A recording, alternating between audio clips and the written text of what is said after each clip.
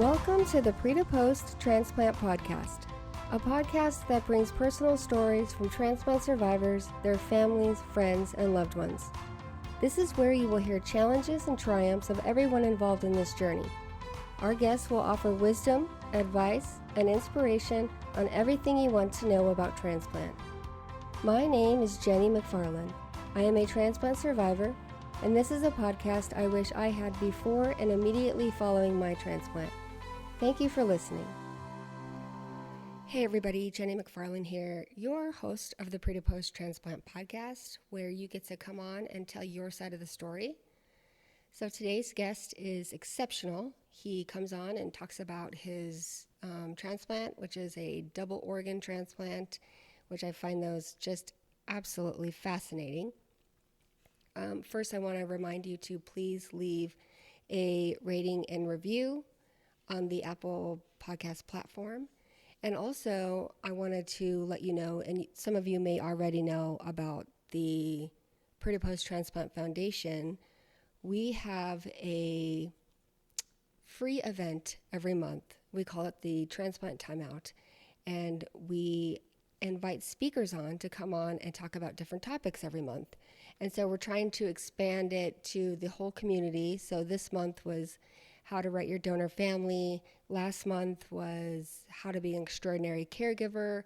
And I don't know what next month is going to be, but if you are interested in learning about something about organ donation or transplant, you can log on to the foundation's website at www.pretopost.org, and it has more information, and we update it as soon as we figure out who the speaker is going to be. And like I said, it's free, it's on Zoom, anybody in the country can join, and it's every third Wednesday of the month at 12 o'clock Central Time.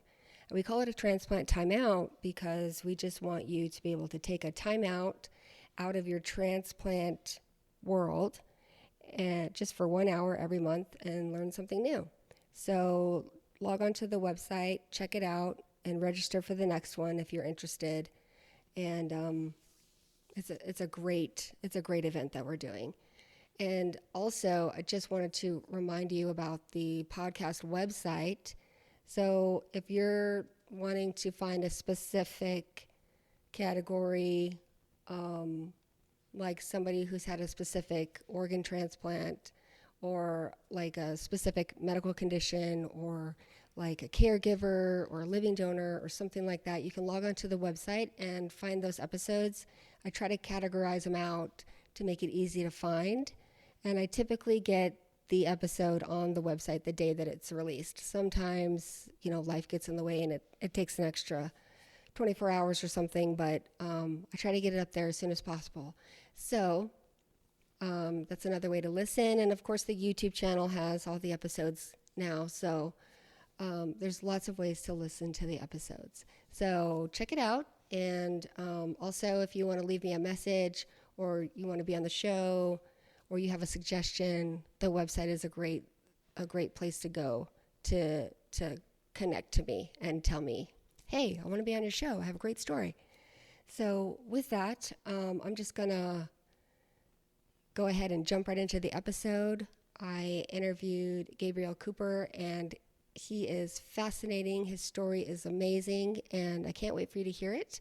So let's not waste any more time.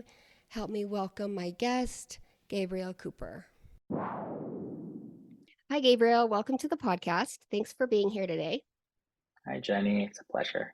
So tell me, when you had your transplant, where you had your transplant, and why you needed one. I had my transplant on 11/11/2021. Wow. That's About a year and a half ago. Yeah, 11/11 at 11 p.m. 11 is now my new favorite and lucky number. That's a cool date. I've always loved 11/11. So that's pretty awesome. Ironically, it's the 11th today as well, the day we're recording. Wow. 11 is definitely your number. That's for sure.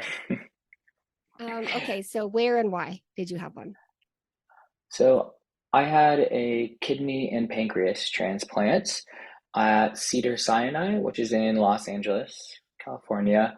And I had the transplant because I was in kidney failure and on dialysis. And the pancreas transplant was because I've been a lifelong type 1 diabetic. Okay. So they kill two birds with one stone. While they have me Yeah. under, they put both organs in. So the diabetes was the kidney failure was because of the diabetes also, or is it It because of the was, pancreas? Okay. yeah, the kidney failure was one of the effects of having diabetes for 20 plus years. There's some things like retinopathy. Some people get neuropathy, and Yeah. it wreaks havoc on a lot of different areas of your body. For me, that happened to be the kidneys went downhill pretty fast. So did you start having like specific like problems or specific symptoms of your kidney failure? And then you realized, oh shoot, I'm probably going to need a kidney transplant. You know, the symptoms that I had were not very noticeable, and so that is actually a little upsetting to me sometimes to think about because I wasn't diagnosed until I was in stage 3 Oh, kidney okay. failure. So I it hadn't really, I was retaining more water, I was fatigued more, but it's so subtle. CKD was so subtle for me that I didn't know to take steps to really prevent kidney failure until it was already stage 3, almost stage 4. So until it was really just a matter of prolonging that transplant or that ultimate failure. Yeah. So I didn't notice a lot until it really hit ESRD. With kidneys, there's really it's a little bit mind blowing to think of, but the GFR, the numbers really between the number of 15 to 20 is when you really begin to feel all the side effects. And so it was very slow, and then like falling asleep, it just happens very slow and then all at once. And I was doing dialysis immediately. I was on peritoneal dialysis, so hooking in every day and um, just doing everything I could to keep the side effects minimal of not only the kidney but also the type 1 diabetes. Yeah. And how long were you on dialysis before you had your transplant? I was on dialysis for a year, Oh, okay. PD, so it was a fairly fast process for me, Yeah. which was expedited because I was fortunate to, in a way, fortunate to be on the KP or the kidney pancreas transplant list, which in California, the state that I'm in, is exponentially shorter than the kidney or pancreas alone transplant wait list. So I didn't have to wait for the standard 10 years. I was able to just get Wow. expedited and stay on dialysis for only a year. Okay, so I hadn't thought about that before because I know that the kidney transplant wait list is like the longest list. It takes forever. So if you need a pancreas also, um, is that pretty common that if you need a pancreas and a kidney, then it kind of bumps you up a little bit because of the pancreas? Yes, that is a little, it's not a loophole, but if you are in kidney failure and have type 1 diabetes or diabetic related issues, the need for a pancreas will absolutely, it puts you on a whole different wait list, and that wait list time is they say anywhere from 8 months to, when I was on the list, 8 months to about 2 years, depending Okay. on your blood type and the luck of the draw, the timing, Right. as opposed to 8 to 10 years for kidneys, is what I was told. Yeah. So whenever you went on dialysis, were you automatically told, hey, you're going to need a kidney transplant, or did you find that out later after you were already on dialysis? Well, luckily, uh, I have a partner who's very, very, very type A and did a bunch of research and knew all of this going in, kind of Okay. mapped out this entire process. So the moment that I could get on dialysis, I also listed myself on the transplant wait list. It wasn't brought up by physicians really as much of an option until I already had said, "Oh, I'm already on this wait list. I'm already going through the process."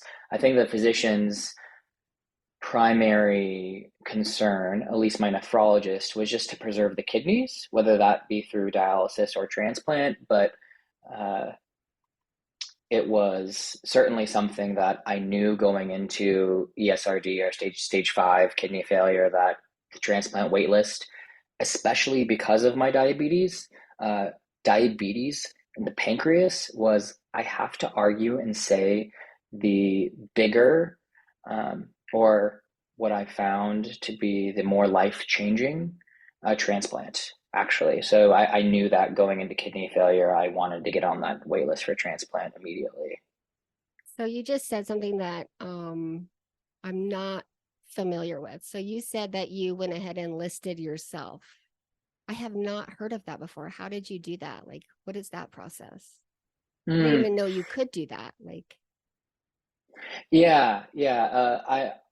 I wish we could go in there and just put our names on a list by, so I may have misspoken, but what I mean by list to myself is I called, oh, I okay. had a couple of transplant centers lined up for intake. And then once you get taken in and accepted by a transplant center, that day, the center who can put you on the national registry internally. So I didn't actually list myself, but I had the appointment with the Right. center and acceptance set up back to back, Oh, right? Instead okay. of Okay. waiting this whole time on dialysis. So that so That makes more all sense. my, Yeah. yeah.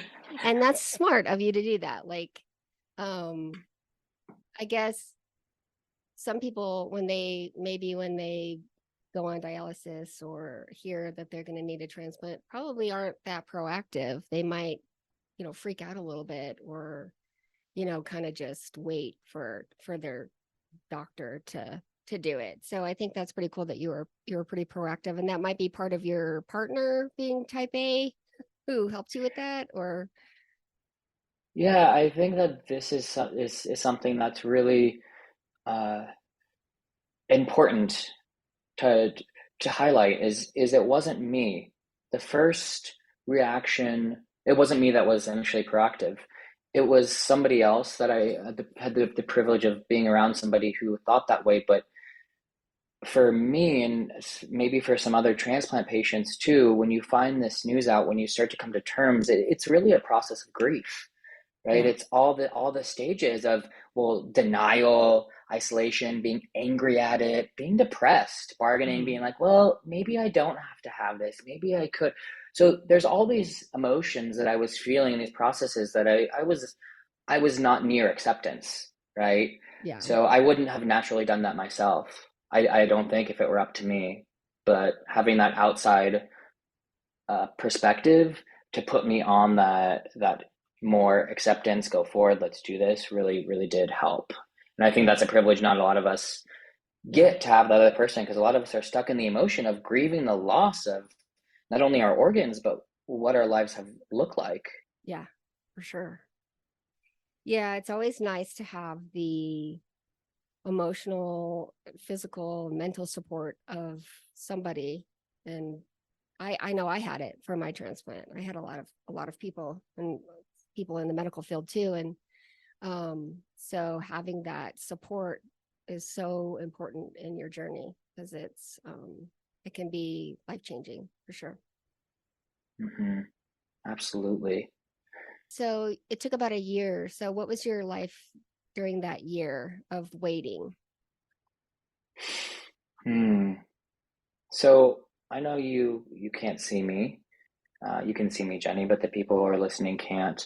I'm 34 years old, and I am also a cisgender white male. And I think that's important because the context of our lives, given our age and our culture and things are very different for when we go through these things. So we're not all alike in that way, even though we all do share that we're going through this. So at this stage in my life, as a 34-year-old male who I am a therapist, so I was in a psychotherapist. So had finished school, I was in training to become a fully licensed psychotherapist. So I was working full time. I was also actually finishing, I decided to go back to school. So I was finishing my postgraduate work in the UK. So I was doing a bunch of moving pieces that were set to kind of lay a foundation for my life of finishing education, getting my career started.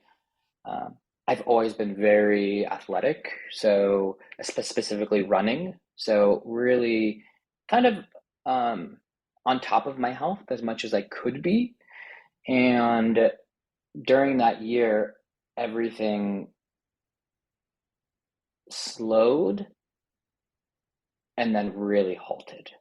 Like it wasn't a consistent slow. It was slowing a bit because of the fatigue, because of the retention, because of the even ability to focus in the moods, and all of my levels starting to go off to when I started PD. And luckily, I chose a method that I was able to integrate working full days because I was just plugged into my dialysis machine for 10 to 12 hours at night, which isn't fun and had its own adjustments, especially, if you do have a partner at home, they become a caretaker in some way, many ways.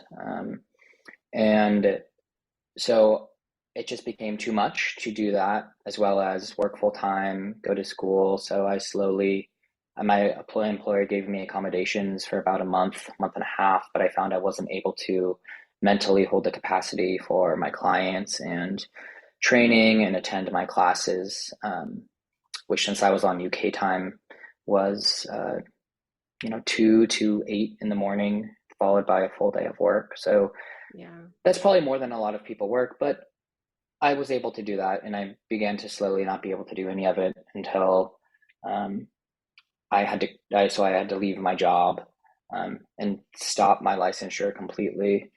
I was able to do school during all of this. However, I wasn't able to do the experience like I wanted to. I'd gotten into my dream school and was doing my postgraduate work there. However, I had to stay home in Los Angeles and do all of my work and classes remotely instead of being over in the academic environment of Cambridge University and living over there Yeah. and taking advantage of that. So I can't complain about that, but it just really changed how I lived my life. Yeah. Yeah. And it was probably a little bit of an emotional struggle that you had to give that up, I'm sure. Yeah, I think that the emotional shift was subtle, and so much that it changed my perspective. It shrunk it, right? So it made my world seem really small, and it Hmm. changed my perspective completely, but that was subtly, right? Through the emotional shifts, through the things that I subtly had to give up, through my relationships changing, through my diminishing abilities. Um, and I didn't realize until after I had the transplants, the kidney and the pancreas, how much of my life that had actually been going on, these subtle changes to the perspective of being able to wake up and just feel like light in my body, feel good, not have to worry Yeah. about having not gotten sleep the night before, whatever about my blood sugar or my retention or my dialysis bag or having to do all it is just such a huge realization to walk around and feel like you're in a functioning healthy body that you don't realize how much like I didn't realize how much I was carrying or was weighted down before. Yeah.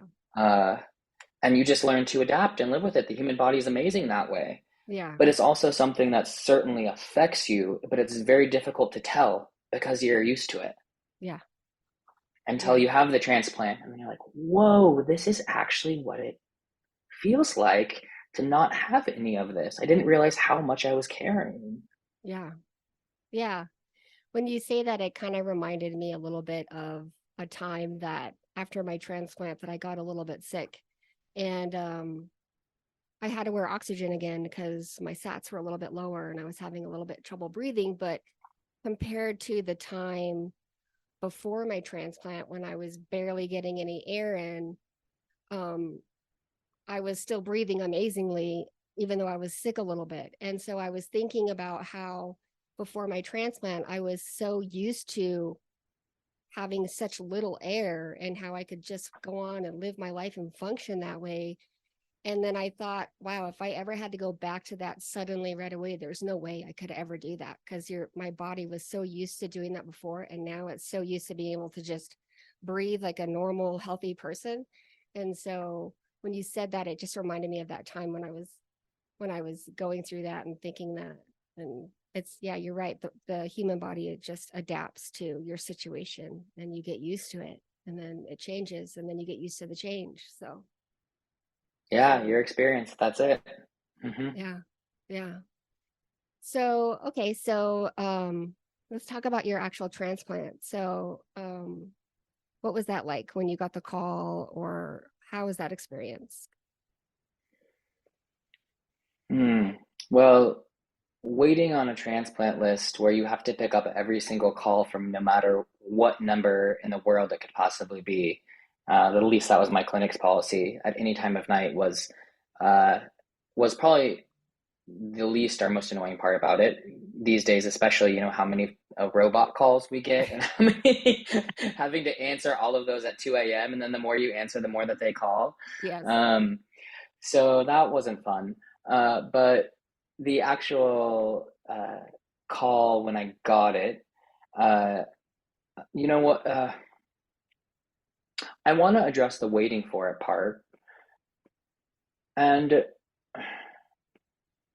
I think at that point, once you get tested and once you're on a list and you know approximately, I would say within a few months range of when it's going to happen. I was really lucky to have a clinic, an amazing clinic that had really clear communication and would tell me, "Oh, you're up next for this blood group, or you can expect it to be 6 to 4 months. Now it's looking like 4 to 2 months." So Yeah. I think that really helped to quell some of the anxieties that I could have had. And it put me in a place of just acceptance that this will happen when it happens, but it's going to happen, which is another privilege that I have, knowing that a transplant in all likelihood will happen. The day that I got transplanted, 20 people died the same day waiting on the same Yeah. list. Hmm. Yeah. So for me, I suppose that was just complete acceptance and surrender. There wasn't a lot of anxiety about that. I prioritized my health and knew that my job, everything just had to be on hold for my health until this happened. And people in general were very understanding about that. They were very understanding. Um, and so when I got the call, it was at night. It was about 11 at night. And they said, "We have a potential for you. We will keep you updated and give you a call." And then I think by about 5:30 in the morning, I got another call and they said, um, "Yes, prepare, come in." I was lucky to be one of the first call transplants. I didn't have to go to the hospital several times, and the organ almost be there. So the organ was driven to the transplant center. I went in the organs. They were two from the same person. It was a deceased donor, which is all that you can have if you have a kidney and pancreas transplant. Yeah. Um, before I knew it, I was on the operating table. It was technically from about 6 in the morning till 11 at night in the waiting room, I suppose. But I just, I don't even remember that. It was just so quick um, to be to be done with. Yeah. And then my first memory of waking up was was actually I was positioned somewhat up, and they were telling me the ICU, I guess, nurse was just saying breathe, breathe. And I remember my partner actually we still do we still do this together in a kind of jesting way, but it's like it was so intense for me. It was like breathe, breathe. Like I was feeling my body and my breath and everything for the first time, which was a great Yeah. moment, but a funny moment. Yeah. That's pretty funny. That's pretty awesome. Cool. So, so what happened after you woke up and you were done breathing? So it was a slow process of recovery. I talked to people and that I hadn't talked to in a long time. Told everybody, just felt so much love and support from the people who knew what was going on in my life. Um, I had a It was supposed to be anywhere from 2 to 3 weeks recovery. I was out in about 12 days. Uh, and I do have to say the the team that I had and the nurses around that, the staff, the ICU, even the walkers they have, right? It's just people that come by and check and take you on a walk if you want. It was probably about a week before I was able to kind of take a step because the abdomen area is particularly sensitive because I had both. It's not a typical kidney scar. It's actually a scar that goes from way over my belly button all the way down to the bottom of my groin. So they had to cut me in half really. And I thought I didn't have a belly button. I thought that they actually sewed me back up so that I didn't have a belly button because I couldn't see it. It was just a line. Uh-huh. Turns out they left me one. It's Yeah. a little bit sideways, but they left me one. They were nice about that. So the healing process was all of the muscles and the tissue in the abdomen. So it was difficult to walk, but I was able to do it, and all the staff around me are they. It was everything. They gave me so much hope and meaning and comfort, and could not emphasize how much those people mattered in my experience and mattered to others. And they all signed my little. They gave me a plush kidney that the surgeon signed, as well as all of the staff that helped me that I still have. I use it as a car pillow. That's pretty cool. I really wanted one of those. They didn't have those at my hospital. They give you Oh, you didn't get one? no, they gave me just some white pillow to use to help me, get up and stuff, but there was no shape in a lung or there was no signatures, nothing like that. And I was so bummed out that that hospital didn't do that.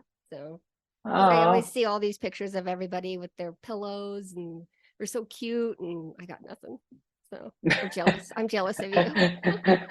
Well, maybe you can order one now and you could still go back and see if someone would sign it for you. Yeah, I have a couple of pillows. Like I have this cute little pillowy long thing, and then another long pillow that people have sent me, but none of them have signatures. So, but yeah, maybe I'll go back. I'll take it back and be like, here, sign this.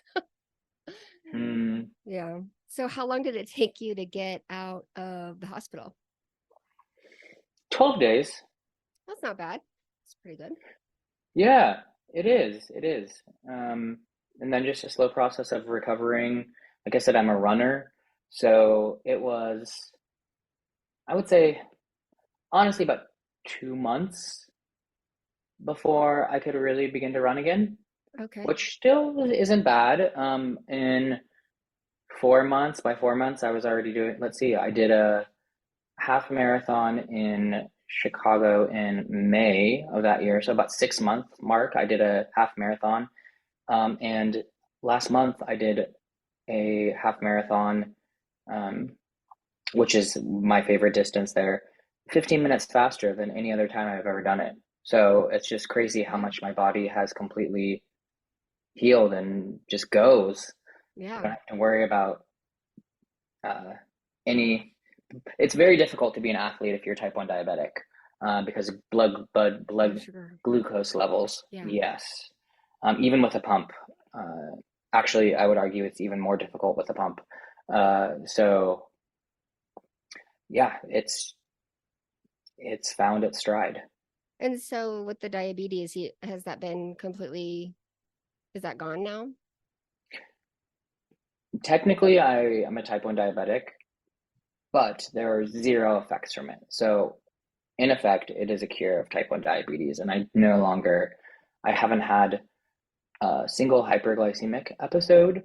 I have had, I believe, 4 times it's gone a little low, but it's a little bit crazy how that works. I'm not sure if you or your audience are familiar with what a CGM is, a continuous glucose monitor, Oh, something yeah. you wear on your body and it shows your blood sugar in real Yeah. time, maybe with a couple seconds of a delay. And so I was wearing one, and usually the graph is kind of like a roller coaster, right? If you have active type 1 diabetes, but it was a little bit less of a roller coaster, but up and down after the transplant for about 2 weeks. But you could see over time it was starting to correct slowly, and it learns. Your pancreas itself learns. So after decades of not, or 20 something years of not doing anything, of not being able to regulate it, this pancreas from this other person, it actually has this learning curve that takes about 2 weeks for it to be like, okay, wait, this is how I control this in this body. So unlike the kidney, which just starts filtering, right? It just starts its action. Okay, here you go. Great, it's working. It's not. The pancreas actually has to learn to do that. Yeah. So it was really interesting to see that process. Yeah. And it's crazy, you're not the first person I've heard that, pancreas and kidney transplant, drastically helps the diabetes. But a lot of people, when they get a transplant, they then become diabetics because of the medication that we take, the prednisone and the anti-rejection. And so with me, I was a little bit of a diabetic. It's called CFRD. It was cystic fibrosis related diabetes. And then it got a little bit worse after my transplant. Now it's back under control, but it's crazy how when you have a pancreas kidney transplant from diabetes, it helps it. And other people, they form diabetes because of the transplant. Yeah, yeah, that's very true. I remember going in for my um, most recent checkup, and the doctor was really surprised. Not surprised, but he said, you're doing quite well. You're up 1 pound since before transplant. And he said, on average here, people are up anywhere from 25 to 50. Yeah. Um, and it's something that, because I just like having the active lifestyle and running a lot. So I think that helps that I already have that habit. But I never developed a sweet tooth after having after being able to actually eat blood sugar. But I also, and I bet a lot of people listening could identify with, I was very, very, very cautious with anti-rejection meds. So gone down that rabbit hole, circled it in and out so many times, and I have been really, really pushy for uh, effective but minimal use of medications like prednisone.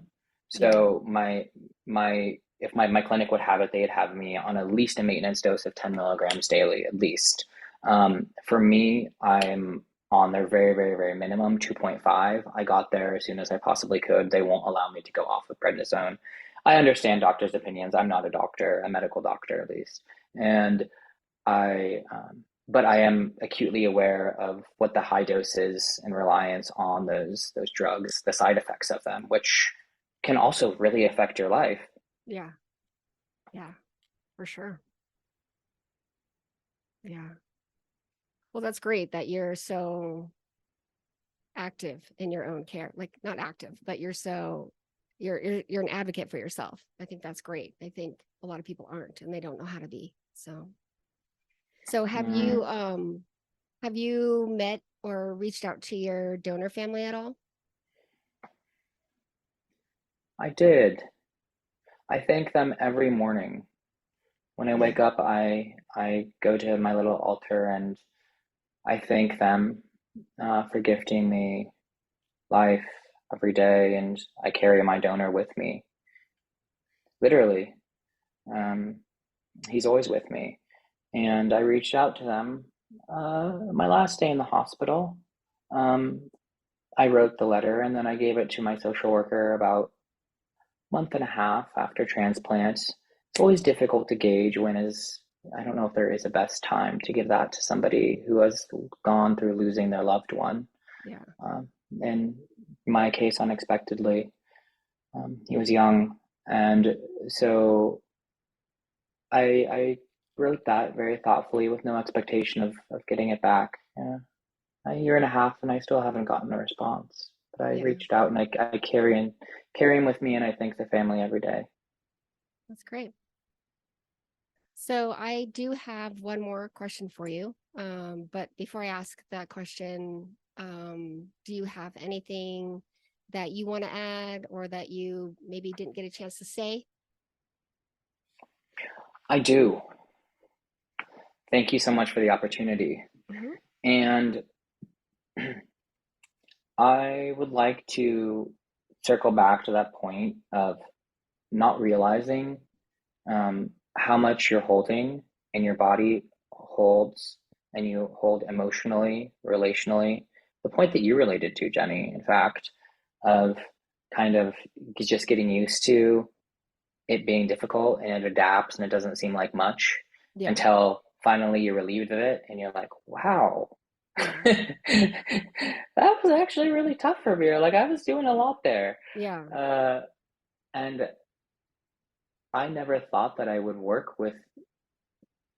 in with people in the as a therapist. I never thought that I would work with a population of people who had any sort of medical related conditions or chronic illness, or that wasn't necessarily my target demographic. But since going through this process myself, I realized how much we carry, how much of that affects us psychologically, emotionally, relationally, internally, how much of the weight of going through this transplant and living with these chronic illnesses, whether they're chronic or not, living with illnesses where you need transplant, it does take a toll. And not only on you, but also if you have a caretaker or a partner. Um, and how incredibly important that is to address because I never once in my whole time as a diabetic, kidney failure, even on these wait lists, was it emphasized to me or offered to me like, oh, what about therapy or these kind of more like emotional supports? Sure, I had a social worker, but social workers, especially medical social workers, are simply there to just connect you to resources. So connect you to the company's website or something, but not like, oh, wow, maybe some of these things could be processed, or maybe we could relieve some of the weight here that maybe you don't even know you're carrying because you feel like you have to carry it all. Yeah. So I really shifted my focus to working with I work with people with all sorts of life issues, but specifically those who live with chronic illness. And I really, really, I'm an advocate for mental health on the nephrology board for California, the National Kidney Foundation. You know, it's really kind of my privilege and my gift to be able to be in the position as a therapist to advocate for this. But I really hope to see more more mental health being addressed of what it's like to actually live with these and go through these process and support around the mental health of that. Yeah. That's great. Kind of like what you're doing with your podcast. Yeah. Hearing other people, connecting with other people who are going through this process is Mhm. so vital. Yeah, for sure. And I never even would have thought I would ever be doing something like this before my transplant. Like transplant like truly changes you as a person, I think. And yeah, and being able to meet so many different people, I've learned so many different things about I learn something new every time I talk to somebody, and it's amazing. And then, I have my pre to post foundation, and like these kinds of things I would have never ever done without my transplant. So I'm thankful that I had a transplant, because I'm thankful for where I am today and what I'm doing today, and who I am, and my life is amazing. So yeah. Yeah, it's not only giving you health, but also purpose. Yeah, for sure. Okay, so let me ask my last question. And I ask all my recipients this: if you had a piece of advice that you wish that you had before your transplant, what would that be?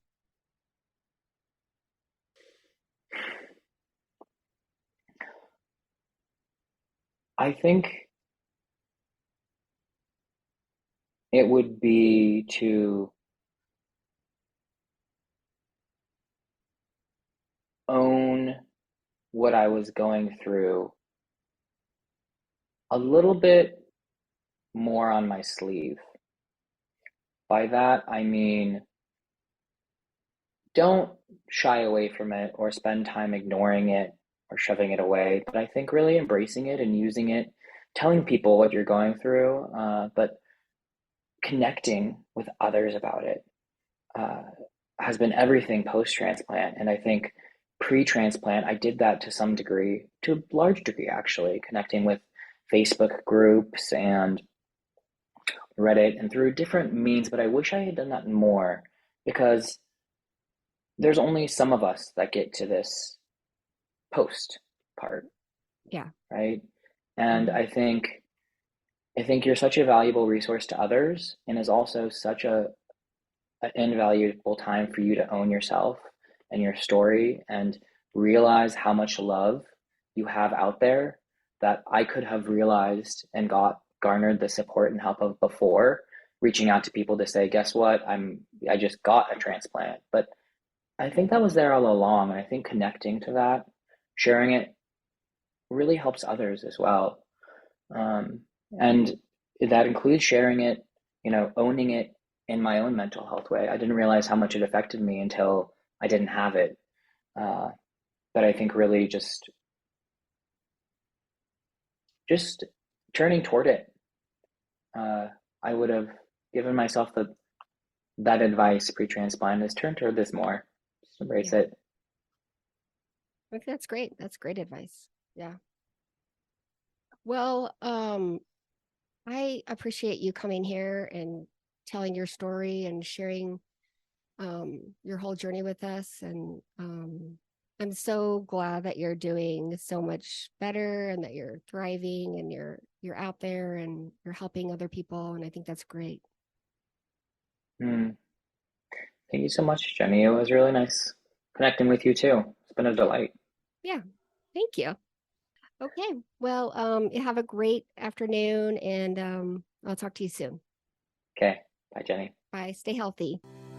You too. Thank you for listening to the Pre to Post Transplant Podcast. Please be sure to subscribe to the podcast and follow us on Facebook. Oh, and if you have not signed up to be an organ donor, please visit www.organdonor.gov and register today. You too can save lives.